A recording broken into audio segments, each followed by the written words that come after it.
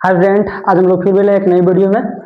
और जैसा कि हमने इसके पहले एक वीडियो दे रखा था और उसमें काफ़ी आप लोगों का सपोर्ट मिला था और अभी भी बहुत काफ़ी उस पर व्यूज आ रहा है, बहुत अच्छा सपोर्ट मिल रहा है। तो ज्योग्राफी के टोटल जितने भी चैप्टर है सभी चैप्टर से मैंने जो भी इंपॉर्टेंट क्वेश्चंस हो सकते थे वो सभी इंपॉर्टेंट क्वेश्चंस को मैंने कवर अप कर लिया है और उसको आज हम आपको बता देंगे। देखिए, अब एकदम बोर्ड का एकदम लास्ट समय आ चुका है जिसको कहते हैं अंतिम समय पर रामबाण शस्त्र चलाना, और हम लोग वही रामबाण शस्त्र चलाने की कोशिश कर रहे हैं जिसमें आपको एकदम डेफिनेटली जो क्वेश्चन बता रहा हूं वही आएगा बोर्ड में, बदलने वाला नहीं है, एकदम गारंटी है। तो इस बात को आप समझ लीजिए और अच्छे से एकदम उसको तैयार करते रहिए, एकदम कंफर्म ये आएंगे। मैं आज आपको ज्योग्राफी दे रहा हूँ, फिर एक दो दिन और लग जाएंगे जिसमें आपको मैं सिविक्स और इकोनॉमिक्स ये दोनों दे दूंगा, और हो सकता है कि बीच में ही मैं एक और वीडियो दूंगा जो मैपिंग वाले होंगे। याद रखिएगा, मैपिंग वाले दो क्वेश्चन आते हैं, एक हिस्ट्री का आता है और एक जियोग्राफी का आता है, और एकदम कंफर्म उसमें जो बताऊंगा एकदम फिक्स है कि वही आएगा, वो तो बंकबे नहीं करेगा, एकदम को नहीं बंकेगा। तो अभी इसको जो बता रहा हूँ आपको, अभी जो मैंने बोर्ड पे लिखा हुआ है इसको आप तैयार कर लीजिएगा, एकदम 100% इसी में से जियोग्राफी आनी है, बाहर नहीं जाना है। चलिए इसको हम देख लेते हैं बिना समय गंवाए, ठीक ना। तो देखिए पहला क्वेश्चन हमारे सामने क्या है, पहला क्वेश्चन ये है, और हाँ ये जो है कि आपका पूरे ज्योग्राफी का मैंने समराइज किया हुआ है टोटल क्वेश्चन। पहला है, संसाधन से आप क्या समझते हैं इसके वर्गीकरण को प्रस्तुत करें। यानी संसाधन से आप क्या समझते हैं, संसाधन की परिभाषा और इसका वर्गीकरण बताएं। अथवा करके मैंने या करके लिखा, अगर इसको नहीं पूछता है तो या करके जो क्वेश्चन आता है उसको भी पूछ सकता है कि भू संसाधन से आप क्या समझते हैं, संसाधन के रूप में भूमि का उपयोग किन उद्देश्यों के लिए किया जाता है, भूमि का उपयोग किन उद्देश्यों के लिए किया जाता है, इसको आप तैयार रखेंगे। इसके बाद जो अगला क्वेश्चन आपका ये है कि मृदा से आप क्या समझते हैं, मृदा से आप क्या समझते हैं, यानी सीधी सी बात है मृदा की परिभाषा आपसे जानने की कोशिश कर रहा है। अगला बता रहा है कि भारत में पाई जाने वाली मृदा के प्रकारों का वर्णन करें। भारत में पाई जाने वाली मृदा के प्रकार का मतलब होता है कि मृदा का वर्गीकरण प्रस्तुत कीजिए जो भारत में पाई जाती है। एक चीज और याद रखिएगा, काली मृदा का विस्तार से तैयार करें, यानी कि काली मृदा जो होती है उसको अलग से भी तैयार कर लीजिएगा, क्योंकि काली मृदा जो है कि बहुत महत्वपूर्ण है, उसको अलग से भी पूछता है, तो उसको भी आप अलग से रखेंगे। मृदा के वर्गीकरण वाले चैप्टर में जो आपका काली मृदा है इसको अलग से बहुत तैयार रखिएगा, एकदम 100% है, ये क्वेश्चंस आने वाले हैं आपके बोर्ड में। अगला है कि मृदा अपरदन से आप क्या समझते हैं, मृदा अपरदन से आप क्या समझते हैं, मृदा अपरदन के क्या कारण होते हैं और मृदा अपरदन को रोकने के क्या उपाय होते हैं, इसको भी आप तैयार कर लीजिएगा, एकदम इंपॉर्टेंट क्वेश्चंस आपको बताए जा रहे हैं। अगला है कि भूमि निमीकरण से आप क्या समझते हैं या क्या अभिप्राय है, इसके लिए उत्तरदायी 4 कारकों का विवेचना करें या 4 कारणों का वर्णन करें।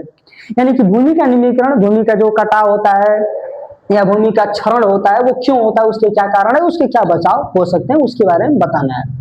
अगला है कि वनों की हानि से आप क्या समझते हैं, यानी कि वन अगर कट जाते हैं, वन की हानि होती है तो उससे क्या प्रभाव पड़ेगा। अगला क्वेश्चन है कि वन एवं वन्यजीव संरक्षण, वन एवं वन्यजीव संरक्षण, याद रखिएगा वन एवं वन्यजीव संरक्षण बहुत इंपॉर्टेंट है, हर साल ये संरक्षण वाले क्वेश्चंस आते ही आते हैं। तो वन्यजीव संरक्षण से आप क्या समझते हैं, इसके उपाय भी आपको समझाने हैं। अगला है जैव विविधता से आप क्या समझते हैं, मानव जीवन के लिए क्यों महत्वपूर्ण है, यानी कि जैव विविधता होता क्या है और जैव विविधता जो है यह मानव जीवन के लिए क्यों महत्वपूर्ण है, इसको भी स्पष्ट करेंगे। इसके बाद अगला है बहुउद्देशीय परियोजना से होने वाले लाभ व हानि का तुलनात्मक अध्ययन करना है, यानी कि बहुउद्देशीय परियोजनाएं जो होती हैं जो बहुत सारे उद्देश्यों के लिए बनाई जाती हैं, बहुउद्देशीय परियोजना आपके चैप्टर बहुत अच्छे से दिया हुआ है, मैंने ऑफलाइन वाले बच्चों को पढ़ाया भी है इस चीज को। तो बहुउद्देशीय परियोजनाएं जो होती हैं उनके क्या लाभ होते हैं, क्या हानियां होती हैं, उसको आप अच्छे से देख लेंगे। इसके साथ याद रखेंगे जो ये बहुउद्देशीय परियोजना है इसके क्या उद्देश्य होते हैं, लाभ और हानि तो ठीक है, इसके क्या उद्देश्य होते हैं ये भी आप तैयार रखेंगे। अगला है कि बहुउद्देशीय नदी घाटी परियोजना, बहुउद्देशीय नदी घाटी परियोजना देखिए आपके सिलेबस में कई सारे हैं, 8-10 परियोजनाएं दी गई है, लेकिन मैं आपको 4 से 5 परियोजनाएं केवल बताऊंगा, उन्हीं 4-5 परियोजनाओं में से एक परियोजना आपके बोर्ड में आ जाएगी फिक्स है एकदम, तो उन्हीं 4-5 को बस तैयार कर लीजिए, पूरा तैयार करने की जरूरत नहीं है। देखिए पहला इसमें क्या तैयार करिएगा, दामोदर घाटी परियोजना, दामोदर घाटी परियोजना और इससे क्या लाभ होते हैं वो तैयार करिएगा। इसके बाद नागार्जुन सागर परियोजना और इससे क्या लाभ होंगे इसको, और तीसरा है भाखड़ा नांगलबाद परियोजना, और चौथा है टिहरी बांध परियोजना। यानी कि नदी घाटी परियोजना से संबंधित 4 परियोजनाएं मैंने आपको बताया है और उन चारों को तैयार कर लीजिएगा, इससे बाहर परियोजना नहीं जानी है। अगला है भारतीय कृषि की विशेषता बताइए और झूम कृषि की विशेषता है। अगला है भारत की अर्थव्यवस्था में कृषि का क्या महत्व है। भारत की अर्थव्यवस्था में कृषि का क्या महत्व है। क्योंकि आप जानते हैं कि भारत जो है कृषि प्रधान देश है, तो कृषि जो है वो हमारी अर्थव्यवस्था में बहुत ज्यादा भूमिका निभाती है।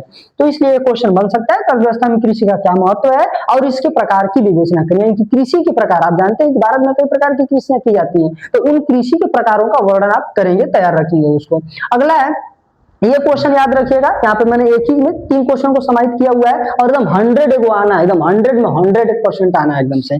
देखिए पहला है चावल, गेहूं, गन्ना व जूट। तो चावल, गेहूं, गन्ना, जूट। जूट तो बहुत नहीं इंपॉर्टेंट, लेकिन ये तीनों चावल, गेहूं और गन्ना, इन तीनों की खेती करने के लिए क्या भौगोलिक दशा होनी चाहिए, उत्पादक क्षेत्र कौन कौन से हैं भारत में और इसके क्या महत्व है, इन तीनों चीजों से संबंधित इनको आप तैयार रखिएगा। एकदम 100 में 100% ये क्वेश्चन आपको बोर्ड में दिखने ही दिखने हैं कि चावल की खेती करने के लिए, गेहूं की खेती करने के लिए या गन्ना की खेती करने के लिए भौगोलिक दशा क्या होना चाहिए, उत्पादक क्षेत्र कहाँ कहाँ पर भारत में है और उसके क्या महत्व है। इन तीनों शीर्षकों से संबंधित इन टॉपिक्स को लेकर आप तैयार करिएगा। इनमें से एक क्वेश्चन आपको बोर्ड में मिल जाएंगे, गेहूं का या तो चावल का या तो फिर गन्ना का।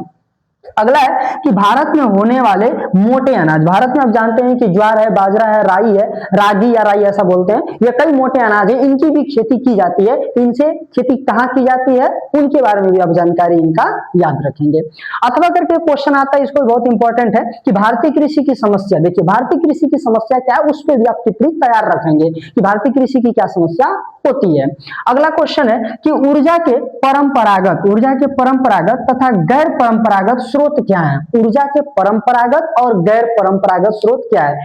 अगला है कि भारत में लौह अयस्क वितरण का उल्लेख करिए, यानी कि भारत में लौह अयस्क किन किन क्षेत्रों में पाया जाता है उनका वर्णन करेंगे।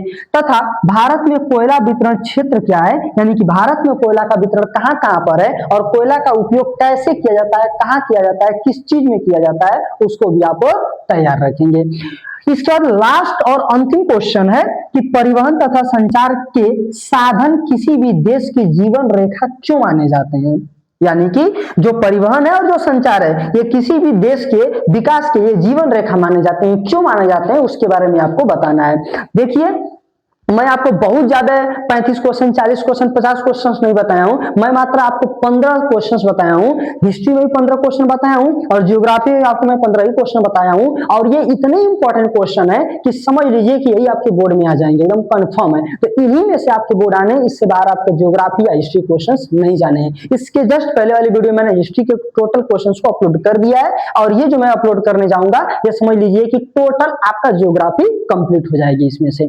थक हार के न बैठ ऐ मंजिल के मुसाफिर, तू कोशिश करता रहेगा तो सफलता के लिस्ट में तेरा भी नाम जरूर आएगा। सफलता के लिस्ट में तेरा भी नाम जरूर आएगा, बस तू जारी रख अपनी कोशिश, एक दिन तेरा भी पहचान इस दुनिया में जरूर होगा।